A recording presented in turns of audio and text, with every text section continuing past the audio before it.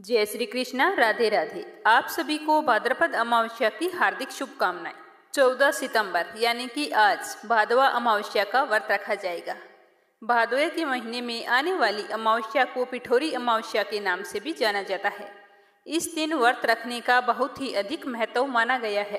कहा जाता है कि सबसे पहले माता पार्वती जी ने स्वर्गलोक के राजा इंद्र की पत्नी को इस व्रत के बारे में बताया था।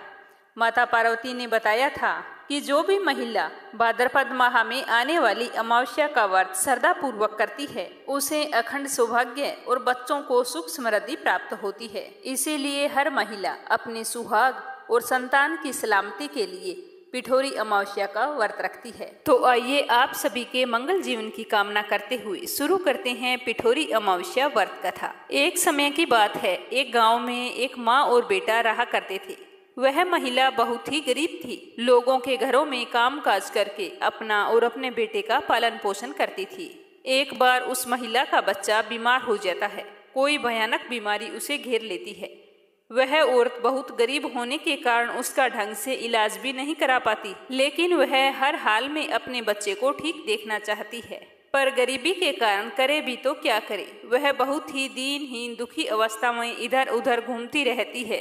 उसका मन किसी भी काम में नहीं लगता। वह किसी के घर पर काम को जाती है तो जल्दी जल्दी वापस लौट आती है और अपने बेटे को देखती रहती है। उसके बेटे की हालत दिन प्रतिदिन बिगड़ती ही चली जाती है। अपने बेटे की हालत देखकर वह औरत बहुत ही दुखी हो जाती है। उसे लगता है कि उसका बेटा नहीं बचने वाला, तो वह रोती हुई पास के मंदिर में जाती है। तो उसी समय वहाँ पर कोई कथा चल रही होती है, तो वह प्रणाम करके वहाँ पर बैठ जाती है। वहाँ बहुत सारी महिलाएं बैठी हुई कथा सुन रही थी। जैसे ही कथा समाप्त होती है तो वह महिला दूसरी औरतों से पूछती है कि बहन, आप ये सब क्या कर रही हैं और इसके करने से क्या फल मिलता है। तो उनमें से एक औरत कहती है कि बहन यह भादो अमावस्या का व्रत है। इस व्रत को करने से संतान की लंबी आयु का आशीर्वाद मिलता है।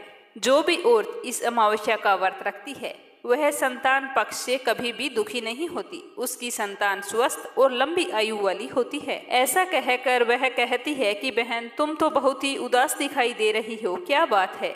तो इस तरह पूछने पर वह बेटे की माँ रोने लगती है और रोते रोते अपनी सारी व्यथा उसको बताती है। तब वह महिला कहती है कि बहन, तुम अमावस्या का व्रत करो, मुझे पूरा विश्वास है कि तुम्हारा बेटा बिल्कुल स्वस्थ हो जाएगा। तो वह बोली कि मैं आज से ही इस व्रत को करना चाहती हूँ, क्योंकि अभी तक मैंने अन्न का दाना ग्रहण नहीं किया है। मैं मेरे बेटे को लेकर बहुत ही उदास हूँ। कृपया करके तुम मुझे इस व्रत की सारी विधि और कथा के बारे में बताओ। तो वह व्रत की सारी विधि जानकर घर आ गई और घर आकर उसने अमावस्या माता की पूजा की और व्रत रखा, कथा सुनी। जैसे ही उसका व्रत पूरा हुआ तो उसका बीमार बेटा, जो बीमारी के अंतिम चरण में था, वह झट से खड़ा हो गया। तो यह देखकर उसकी माँ बहुत ही खुश हुई। उसके बाद से वह हमेशा भादवा अमावस्या का व्रत रखने लगी। तो इस तरह अमावस्या का व्रत रखने से वह महिला सुखी और संपन्न हो गई। हे अमावस्या माता, व्रत रखने वाली सभी बहनों को निरोगी संतान का आशीर्वाद देना। और अब अपने सुनेंगे अखंड सौभाग्य के लिए सुनी जाने वाली सोमा धोबिन की कथा। यह कहानी हर सुहागिन महिलाओं को अपने अखंड सौभाग्य के लिए अमावस्या का व्रत रखकर हर महीने अवश्य सुननी चाहिए। एक साहूकार था, उसके 7 बेटे और 7 बहुएं और एक बेटी थी। उस साहूकार के घर अक्सर एक जोगी भिक्षा लेने आया करता था। जब उस साहूकार की बहुएं उसे भिक्षा देती तो वह खुशी से लेता और आशीर्वाद देता हुआ चला जाता। जब कभी साहूकार की बेटी जोगी को भिक्षा डालने आती तो वह भिक्षा नहीं लेता और बोलता कि बेटी सुहागन तो है, पर इसके भाग्य में दुख लिखा है। ऐसा सुनकर बेटी दुबली होने लगी।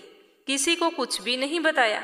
ऐसा करते करते काफी समय बीत गया। एक दिन उसकी माँ ने कहा कि बेटा, ऐसी क्या बात है, अच्छा भला खाने पीने को देती हूँ, फिर भी तुम बिल्कुल पतली होती जा रही हो। कोई बात है तो मुझे बताओ, तुम्हें चिंता करने की कोई भी आवश्यकता नहीं है। तो इस पर बेटी ने अपनी माँ को वो जोगी वाली सारी बात बता दी। तो माँ ने कहा, ये बात थी तो तुम मुझे पहले ही बता देती। अब की बार जब वो जोगी भिक्षा मांगने के लिए आए तो तू ही भिक्षा डालने के लिए जाना और मैं किवाड़ के पीछे छुपकर बैठ जाऊंगी। तो ऐसा ही हुआ। दूसरे दिन वो जोगी भिक्षा के लिए आ गया और साहूकार की बेटी जैसे ही भिक्षा डालने गई तो उसकी माँ किवाड़ की ओट में खड़ी होकर बातें सुनने लगी। तो जोगी फिर से वैसे ही बोला कि तेरे भाग्य में सुहाग तो है, पर सुहाग का सुख नहीं लिखा, मैं तुमसे भिक्षा नहीं ले सकता।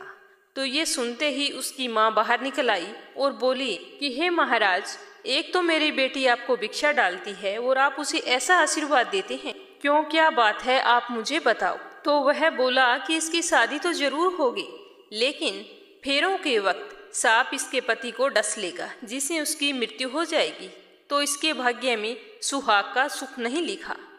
तो उसकी माँ ने जोगी के पांव पकड़ लिए और कहा कि आप ही इसका कोई उपाय बताओ। जब आप इसके भाग्य में लिखा बता सकते हैं तो आप इसका उपाय भी बता सकते हैं। ऐसा कहकर वो रोने लगी। तो साधु ने कहा कि 7 समुद्र पार एक सोमा धोबिन रहती है, वह प्रत्येक माह की अमावस्या का व्रत करती है।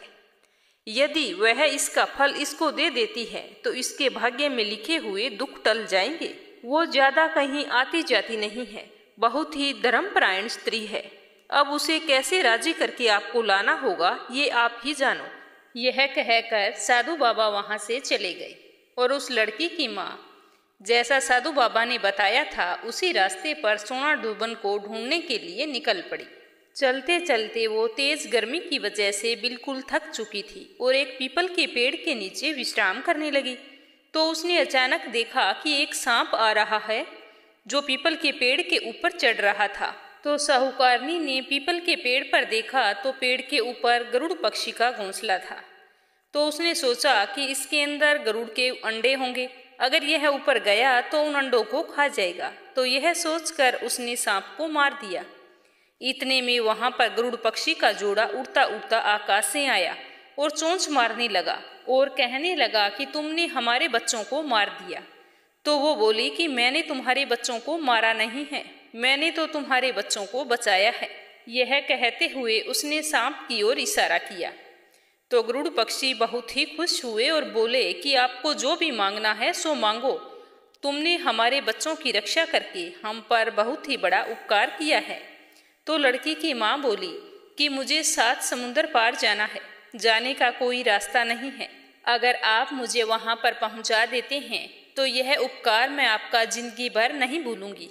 तो गरुड़ ने उसे अपने ऊपर बैठाया और 7 समुंदर पार सोना धोबिन के घर के पास छोड़ दिया। वहां पर उस लड़की की माँ ने देखा कि सोना धोबन के 7 बहुएं और बेटे थे। बहुएं काम के लिए अक्सर लड़ती थी। तो सोना धोबिन ने सोचा कि यही एक मौका है सोना धोबिन को खुश करने का। उस दिन से उसने उसके घर का सारा काम करना शुरू कर दिया। जब सोना धोबिन सुबह उठती तो उससे पहले सारा घर का काम किया हुआ होता, झाड़ू लगाना, पानी भरना, पशुओं को चारा डालना, सारा काम किया होता। तो सोना धोबिन ने सोचा कि पहले तो मेरी बहुएं इतनी काम के लिए लड़ाई करती थी, अब सूर्योदय होने से पहले ही सारा काम निपटा देती है। तो कौन सी बहू है जो ऐसा करती है, मुझे छुप कर देखना होगा। अगले दिन सोना धोबिन सुबह जल्दी उठी और छुप कर बैठ गई। तो उसने देखा मुँह अंधेरे एक औरत आई और उसने घर का सारा काम निपटाया। जैसे ही वो जाने लगी तो सोना धोबिन ने उसे पकड़ लिया और कहा कि तू मेरे घर का सारा काम ऐसे चोरी छुपे क्यों करके जाती हो? यह पाप तूने मेरे ऊपर चढ़ा दिया है, इसे मैं कैसे उतारूंगी? तो साहूकारनी ने अपने हाथ जोड़ दिए और बड़े ही दीन स्वर में वो साधु बाबा वाली सारी बात सोना धोबिन को बता दी। तो सोना धोबिन अमावस्या का पुण्य फल उसकी बेटी को देने के लिए तैयार हो गई और कहा कि मैं तेरे साथ चलती हूँ। सोना धोबिन ने अपने बेटे और बहुओं से कहा कि जब तक मैं लौट कर ना आऊं तो आपको घर से बाहर नहीं जाना है और ना ही किसी को घर के अंदर आने देना है। यह कहकर सोना धोबिन साहूकारनी के साथ उसके घर आ गई। अब उसकी बेटी का विवाह तय किया गया। फेरों वाले दिन जब दूल्हा और दुल्हन मंडप में बैठे तो दूल्हे के पास सोना धोबिन मिट्टी की हांडी और कच्चा दूध और कच्चा सूत लेकर बैठ गई। इतने में दूल्हे को डसने के लिए काला सांप आया। तो सोमा धोबिन ने उसे हांडी में डाला और कच्चे सूत से हांडी बांध दी। लेकिन यह सब जब दूल्हे ने अपनी आंखों से देखा तो डर के मारे उसकी मौत हो गई। तो यह देख साहूकारनी रोने लगी और हाथ जोड़कर सोमा धोबिन से कहा कि अब आप ही मेरे बेटे का जीवन बचा सकती हो। तो सोमा धोबिन ने उसके ऊपर कच्चे दूध के छींटे दिए और कहा कि आज तक जितनी भी मैंने अमावस्या की है उसका पुण्य साहूकार की बेटी को लग जाए और आने वाली अमावस्या का व्रत करूं वो मेरे पति को लगे। इतना बोलते ही दूल्हा खड़ा हो गया। विधि विधान से उनके फेरे पूरे हुए और हंसी खुशी से बेटी की विदाई कर दी गई। सारे लोग अपने अपने घर चले गए। जब सोमा धोबिन जाने लगी तो साहूकारनी बोली कि मैं आपको क्या दूं? तब सोमा धोबिन बोली कि मुझे क्या चाहिए, बस एक मिट्टी की हांडी दे दो। रास्ते में सुखिया अमावस आई तो उसने हांडी के 108 टुकड़े करके पीपल के नीचे रखे और 13 टुकड़े एक जगह रखे और पीपल के पेड़ की 108 परिक्रमा करके उन टुकड़ों को पीपल की जड़ में दबा दिया और घर जाने लगी।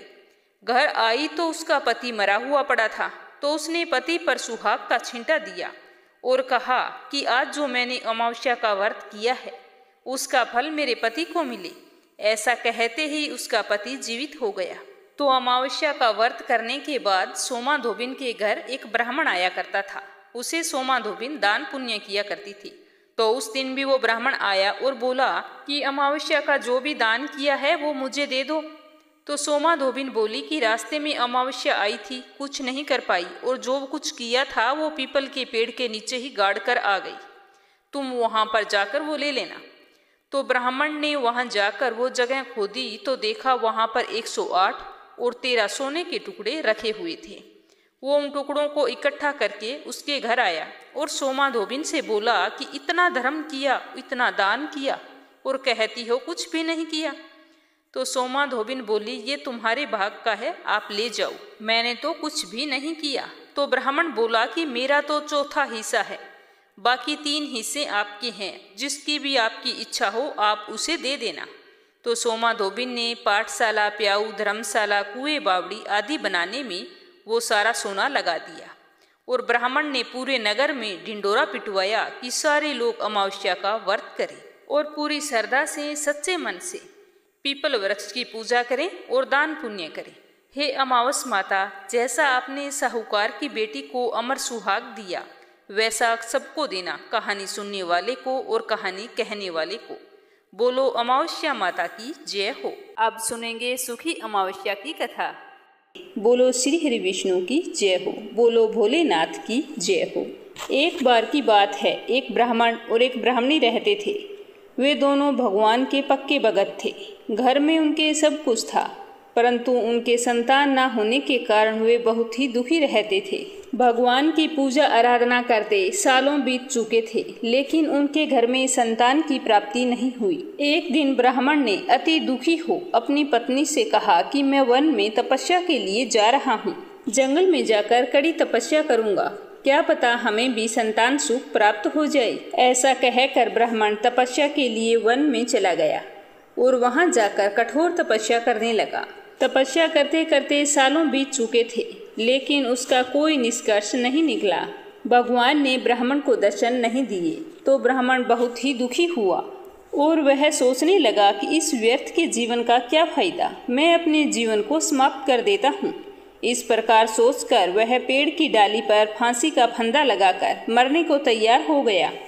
जैसे ही वह फांसी का फंदा गले में डालकर कूदने ही वाला था, तभी सुखी अमावस्या प्रकट होकर बोली कि हे ब्राह्मण, ये तू क्या कर रहा है?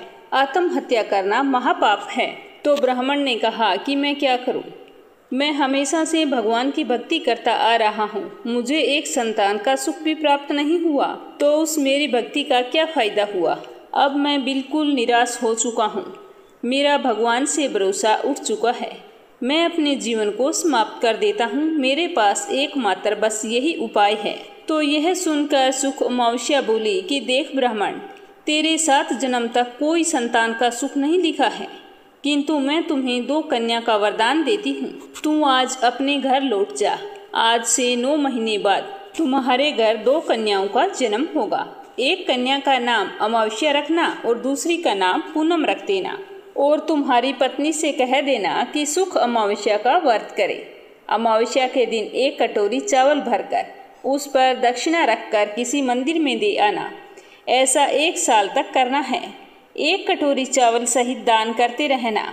ब्राह्मण को इस प्रकार वरदान देकर सुख अमावस्या अंतर्ध्यान हो गई। वरदान पाकर ब्राह्मण बहुत ही खुश हुआ और खुशी खुशी घर लौट आया। घर आकर अपनी पत्नी को सारी बात बताई। सुनकर ब्राह्मणी को भी बहुत ही खुशी हुई। उसके बाद उसने हर माह आने वाली अमावस्या के व्रत शुरू कर दिए। विधि पूर्वक व्रत रखती, कथा सुनती और 1 कटोरी चावल से भरकर दान कर देती।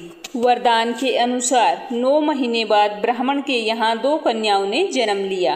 तो ब्राह्मण ने सुख अमावस्या के कहे अनुसार एक कन्या का नाम अमावस्या रखा और दूसरी का नाम पूनम रखा।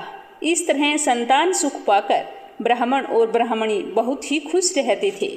धीरे धीरे समय बीतता गया। दोनों कन्याएं बड़ी हो गई। ब्राह्मण की बड़ी बेटी अमावस धार्मिक प्रवृत्ति की थी।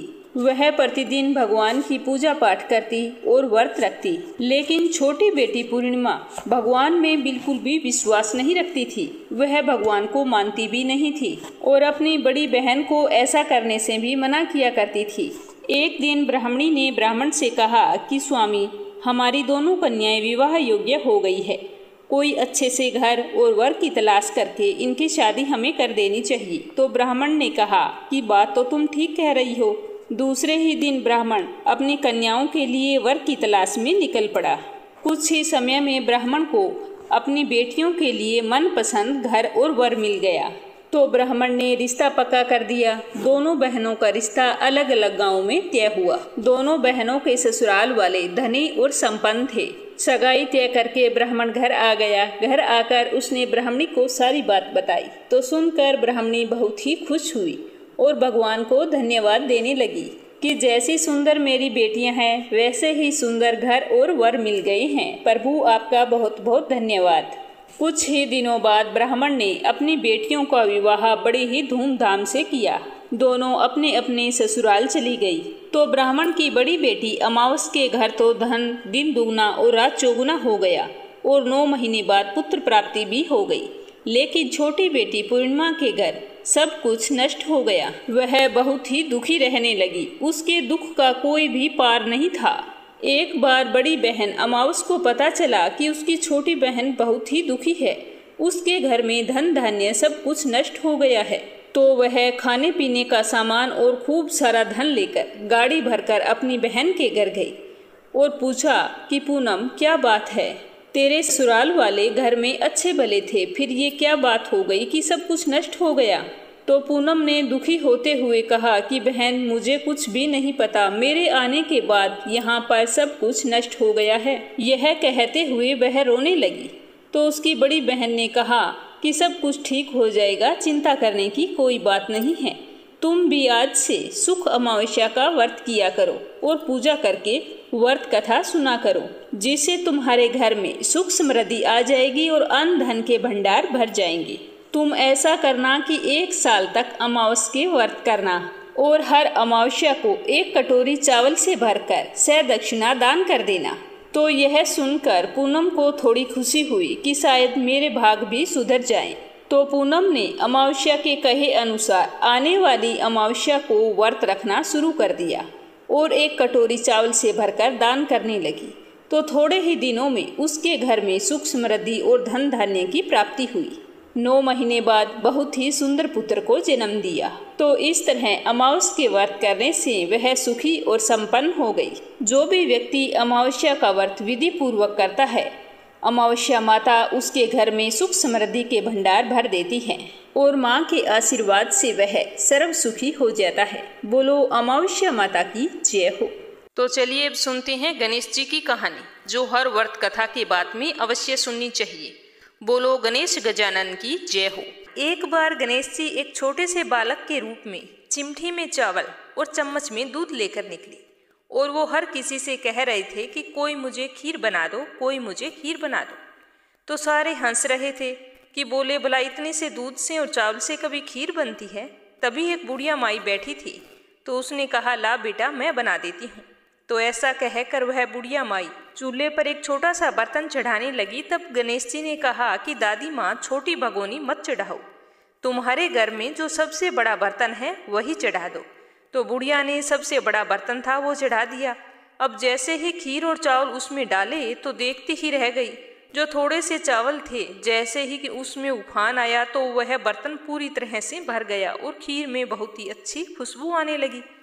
तो गणेश जी ने कहा कि दादी माँ, मैं नहा कर आता हूँ, फिर आकर खीर खाऊंगा। तो खीर तो तैयार हो गई थी। खीर को देखकर बुढ़िया के पोते पोती खीर खाने के लिए रोने लगे। तो बुढ़िया माई ने कहा, गणेश जी तेरे भोग लगाना। यह कहकर चूल्हे में थोड़ी सी खीर डाली और कटोरी भरकर बच्चों को दे दी। तो बुढ़िया की पड़ोसन छत पर से देख रही थी। तो बुढ़िया ने सोचा कि यह तो गणेश जी को चुगली कर देगी। तो उसने एक कटोरा खीर का भरा और उसको भी पकड़ा दिया। जब यह सब कुछ बुढ़िया की बहू ने देखा तो सोचा कि इस तरह से तो यह खीर खत्म हो जाएगी और मुझे तो खाने के लिए मिलेगी नहीं। तो उसने भी जल्दी से एक बड़ा सारा कटोरा खीर का भरा और खा लिया और कटोरे को चक्की के नीचे छुपा दिया। गणेश जी तो अभी आए नहीं थे, तो बुढ़िया को भी भूख लगी थी। तो उसने भी एक कटोरा खीर का भरा और किवाड़ के पीछे बैठकर एक बार फिर से कहने लगी कि गणेश जी आपको भोग लगे, कहकर खाना शुरू कर दिया। तभी गणेश जी आ गए। तो बुढ़िया ने गणेश जी को देखते ही कहा कि आजा रे गणेशिया, खीर खा ले, मैं तो तेरी ही राह देख रही थी। तो गणेश जी ने कहा कि दादी माँ, मैंने तो खीर पहले ही खा ली। तो बुढ़िया ने कहा, कब खाई? तो गणेश जी ने कहा, जब तेरे पोता पोती ने खीर खाई तब मैंने खाई, जब तेरी पड़ोसन ने खीर खाई तब भी मैंने खाई, और जब तेरी बहू ने खीर खाई तब भी खाई, और अब जब तुम खीर खा रही है तो मेरा पेट तो पूरी तरह से भर गया है। बुढ़िया माई, तूने तो मेरा नाम लेकर भोग तो लगाया, तेरी बहू ने तो वो भी नहीं लगाया। तो बुढ़िया ने कहा, बेटा तेरी सारी बात सच्ची है, पर मेरी बहू का नाम मत ले, वो तो सुबह से काम में लगी हुई है, उसने खीर कब खाई? तो गणेश जी ने कहा कि चक्की के नीचे देख, जूठा कटोरा पड़ा है और मुझे बिना भोग लगाए ही खीर खा गई। तो बुढ़िया ने कहा, बेटा बस कर, घर की बात है, घर में ही रहने दे, अब मुझे बता कि बची हुई खीर का क्या करूं? तो गणेश जी ने कहा कि पूरे नगर को न्योता दे दो और भोजन करवा दो। तो बुढ़िया ने पूरी नगरी को भोजन करवा दिया, फिर भी वो बर्तन पूरा ही भरा था। धीरे धीरे यह खबर राजा तक पहुंच गई। तो राजा ने उस बर्तन को महल में मंगवा लिया और बुढ़िया से कहा कि बुढ़िया, तेरे घर ऐसे बर्तन का क्या काम, ऐसा बर्तन तो राजमहल में अच्छा लगता है। तो बुढ़िया ने कहा कि ठीक है राजा जी, आप ले लो। तो राजा ने खीर का बर्तन महल में जैसे ही रखा, रखते ही खीर में कीड़े मकोड़े बिच्छू पैदा हो गए और खीर में बहुत बुरी तरह से दुर्गंध आने लगी। तो यह देखकर राजा ने बुढ़िया को बुलाया और कहा कि बुढ़िया, ये बर्तन ले जा, जा मैंने तुमको दिया। तो बुढ़िया ने कहा कि राजा, अगर आप देते तो पहले देते, यह तो बर्तन मुझे मेरे गणेश जी ने दिया है। तो बुढ़िया ने बर्तन वापस उठाया और अपने झोंपड़े में ले गई। तो उसके झोंपड़े में आते ही खीर तो सुगंधित हो गई, सारे बिच्छू कांकड़े सब गायब हो गए। तो बुढ़िया ने गणेश जी से कहा कि गणेश जी, अब मैं बची हुई खीर का क्या करूं? तो गणेश जी ने कहा कि झोंपड़ी के कोने में खड्डा खोदकर गाड़ दो, उसी जगह सुबह उठकर वापस खोदोगी तो धन के 2 घड़े भरे हुए तुम्हें मिलेंगे। ऐसा कहकर गणेश जी तो अंतर्ध्यान हो गई और जाते समय झोंपड़ी के लात मार गए। तो लात मारते ही झोंपड़ी के स्थान पर महल खड़ा हो गया। सुबह जल्दी ही बहू ने फावड़ा लिया और जहां पर खीर दबाई थी उस जगह को खोद दिया, लेकिन बहू को तो कुछ भी नहीं मिला। तो बहू अपनी सास से कहने लगी कि सासू जी, थारो गणेश जी तो झूठो है। तो सासू ने कहा, बहू मारो गणेश झूठो नहीं है, ला मैं देखती हूँ। तो वह फावड़ा लेकर देखने लगी तो टन टन करते हुए 2 घड़े धन के भरे हुए निकल आए। तो बहू ने कहा, सासू जी, गणेश जी तो साचो है, मैं ही झूठी हूँ। तो सास ने कहा कि गणेश जी तो भावनाओं का भूखा है। यह कहकर बुढ़िया ने जोर से कहा कि बोलो गणेश गजानन की जय हो। हे गणेश जी, जैसा आपने बुढ़िया को दिया वैसा सबको देना, जैसा राजा को दिया वैसा किसी को ना देना। ही अमावस व्रत में सुनी जाने वाली संपूर्ण कथा सुनकर आपको कैसा लगा कमेंट बॉक्स में बताना, और कमेंट बॉक्स में जय हो अमावस्या माता की, जय हो शिव गौरी गणेश की अवश्य लिखना। इस चैनल को अगर आपने सब्सक्राइब नहीं किया है तो जरूर करना। भगवान भोलेनाथ और अमावस्या माता आपकी सारी मनोकामनाएं पूर्ण करें। जय श्री कृष्णा, राधे राधे।